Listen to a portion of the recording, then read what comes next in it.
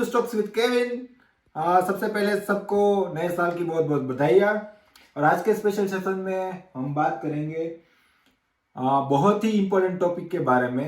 तो आज हम बात करेंगे कि स्टॉक मार्केट में एंटर करने का सही टाइम क्या है।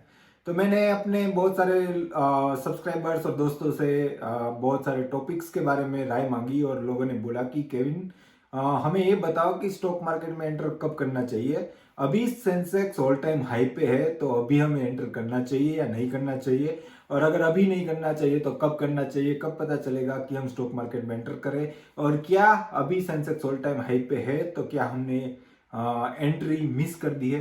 तो हाँ, तो आज हम इस स्पेशल सेशन में इस बारे में बात करेंगे। तो पूरा जो मैंने एनालिसिस किया है वो पूरा रिसर्च बेस्ड है। मैंने स्टेटिस्टिक्स और पिछले 25 साल के सेंसेक्स का डेटा निकाल के वीडियो बनाया है। तो इसमें कोई भी मतलब इफ या एल्स नहीं है, इसमें कोई भी गेस वर्क नहीं है, पूरा स्टेटिस्टिक है। तो बने रहिए वीडियो में, मैं दिखाता हूँ कि स्टॉक मार्केट में एंटर करने का सही टाइम क्या है। तो मैंने पूरे पिछले 25 साल का डेटा इकट्ठा किया है और उसके स्टेटिस्टिक के बेसिस पे मैंने चेक किया है कि पिछले 25 साल में सेंसेक्स ऑलमोस्ट 18 बार 10% से ज्यादा गिरा है। तो जब भी स्टॉक 10% से ज्यादा गिरता है तो हम उसको बोलते हैं कि उसको करेक्शन बोलते हैं। इसका मतलब कि मार्केट करेक्ट हो रहा है। ये करेक्शन इंपॉर्टेंट होता है क्योंकि हर रोज मार्केट बढ़ नहीं सकता, क्योंकि मार्केट पूरा साइक्लिकल है। तो मार्केट बढ़ता है गिरता है, बढ़ता है गिरता है, बढ़ता है गिरता है। लेकिन एवरेज देखा जाए तो पिछले 25 साल में मार्केट बढ़ा है, सबको पता है। लेकिन इस बीच में मार्केट में एंटर कब होना है, तो अगर आप 25 साल की पैटर्न देखते हैं तो इसमें पता चलता है कि 25 साल में मार्केट 18 टाइम 10% से ज्यादा गिरा है। मतलब ऑन एंड एवरेज हर 1.5 साल में मार्केट में 10% का करेक्शन है। और इस 18 बार में 6 बार मार्केट 25 से 30% गिरा है। समझ रहे? मतलब पिछले 25 साल में हर 3 साल में मार्केट 25 से 30% गिरता है।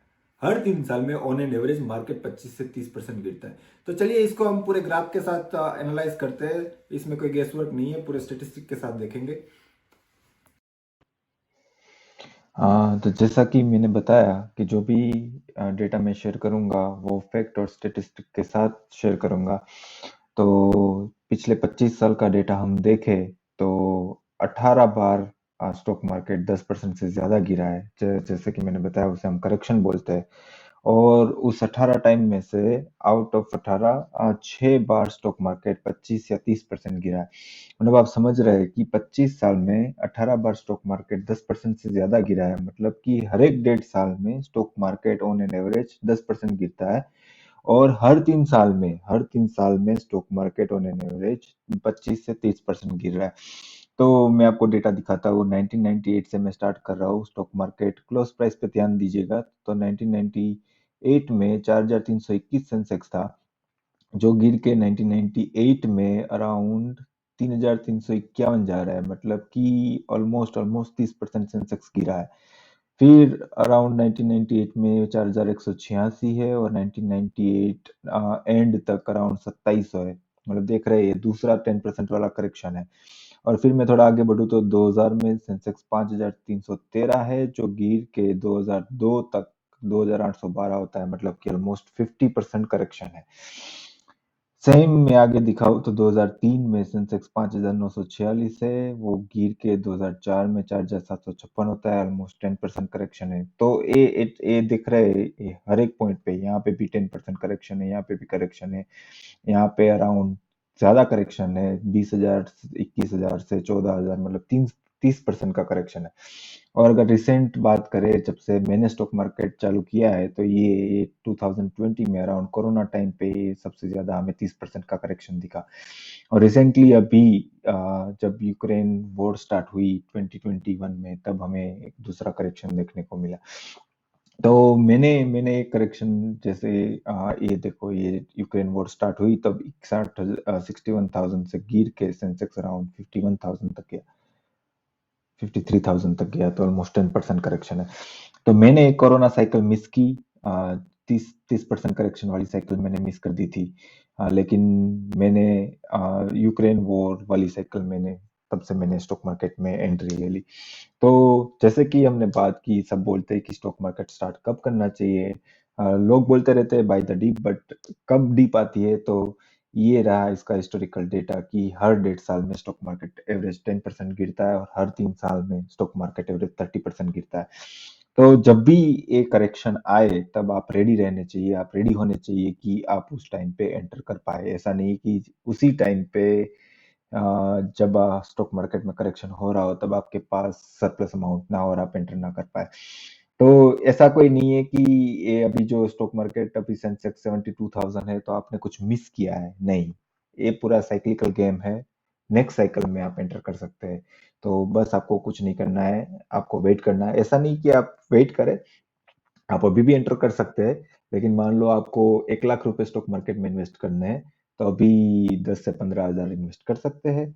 और जब ज्यादा डीप आए, जब करेक्शन आए, तब आप बाकी का 85,000 आप इन्वेस्ट कर सकते हैं। तो जब रिसेंट रिसेंट करेक्शन की बात करूं तो तब यूक्रेन वॉर स्टार्ट हुई, तब हमें रिसेंट करेक्शन देखने को मिला जो 10% का था। तो 1.5 साल खत्म होने को आया। लेकिन इसका मतलब ये 1.5 साल में, हर 1.5 साल में 10% का करेक्शन आता है, ये कोई भी प्रिडिक्ट नहीं कर सकता।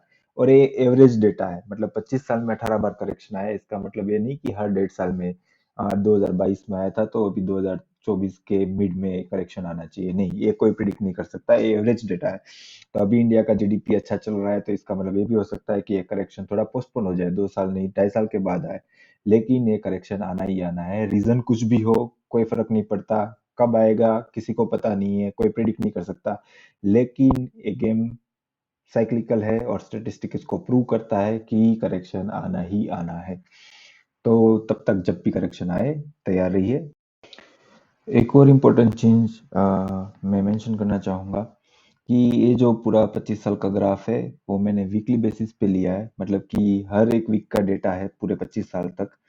अगर मैं उसको वीकली से एनुअल कन्वर्ट करूँ,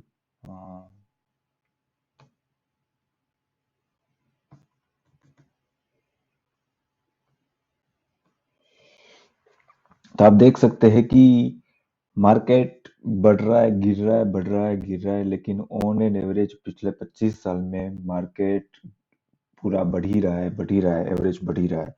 तो जैसे कि मैंने बताया था कि स्टॉक मार्केट में पेशेंस बड़ी इंपॉर्टेंट चीज है। और पेशेंस के साथ टाइमिंग भी इम्पोर्टेंट है। जैसे कि मैंने बताया था कि मान लो कि आपके पास अभी सरप्लस अमाउंट है और आपको नेक्स्ट ईयर कुछ कुछ इम्पोर्टेंट काम के लिए चाहिए, जैसे कि बेटे की फीस पे करनी है, तो ये 100% श्योर नेसेसिटी चीज है। तो इन चीज में आपको स्टॉक मार्केट में इन्वेस्ट नहीं करना चाहिए। मेरा ये कहने का रीजन, इसके पीछे का रीजन ये था कि मान लो कि आप 2006 में स्टॉक मार्केट में इन्वेस्ट करते हैं, तब सेंसेक्स 14,650 था और आपको अगले साल पैसे की जरूरत है और आप अगले साल सेंसेक्स देखेंगे तो 13,461 है, मतलब कि ऑन एन एवरेज उस साल सेंसेक्स गिरा है। तो एक साल में आपको कुछ रिटर्न नहीं मिला।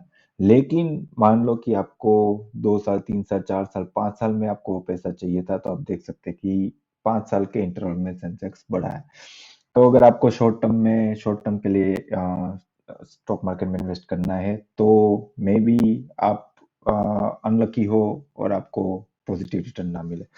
लेकिन अगर आप, आपके पास पैसा 4-5 साल के लिए अवेलेबल है और आप पेशेंस है आपके में, तो आप ऑन एन एवरेज देखें कि साइक्लिकल गेम में ग्राफ कंटिन्यूअसली ऊपर जा रहा है, तो पॉजिटिव रिटर्न है लॉन्ग टर्म में। तो ये चीज मैं मेंशन करना चाहता था कि स्टॉक मार्केट में पेशेंस और टाइमिंग बहुत इंपॉर्टेंट चीज है। तो मिलते हैं अगले वीडियो में नए मार्केट के, कल के मार्केट के एनालिसिस के साथ और एक नए टॉपिक के साथ।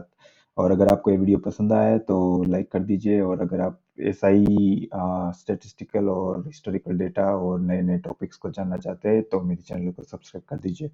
थैंक यू, मिलते हैं कल।